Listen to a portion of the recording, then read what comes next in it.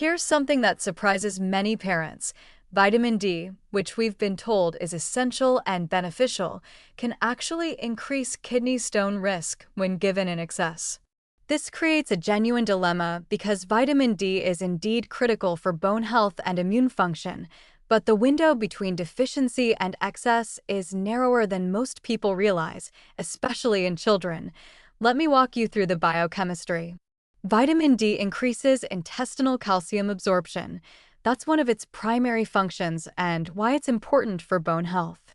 But excessive vitamin D levels cause hypercalcemia, meaning too much calcium in the bloodstream, and hypercalciuria, meaning excess calcium in urine. When urinary calcium is persistently elevated, calcium oxalate stones form. It's a direct, measurable relationship. The supplementation practices I'm seeing are concerning. Parents hear that vitamin D is important and give doses exceeding recommendations without medical supervision. But here's what they don't realize.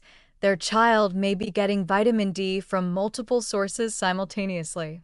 There's the supplement they're giving directly, plus fortified milk, plus fortified breakfast cereals, plus a daily multivitamin that also contains vitamin D. These sources are cumulative, and without monitoring, it's easy to exceed safe levels.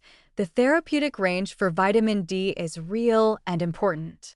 Yes, deficiency causes problems with bone health and immune function.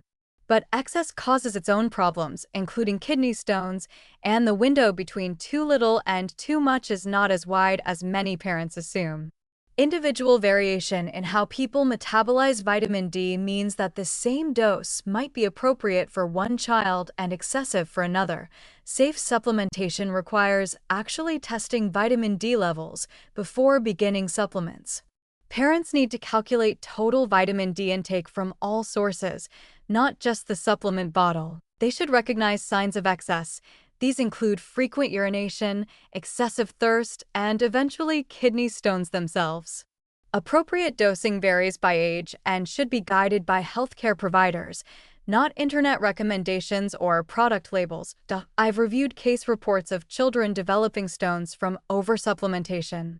Some involved well-intentioned parents giving what they thought were standard doses. Others involved iatrogenic hypercalcemia from medical errors, like decimal point mistakes in prescribing. The good news is that resolution typically occurs after dose correction, but the child may have already formed stones that required treatment. The public health messaging challenge here is significant. We need to promote adequate vitamin D intake in a population where many children are genuinely deficient.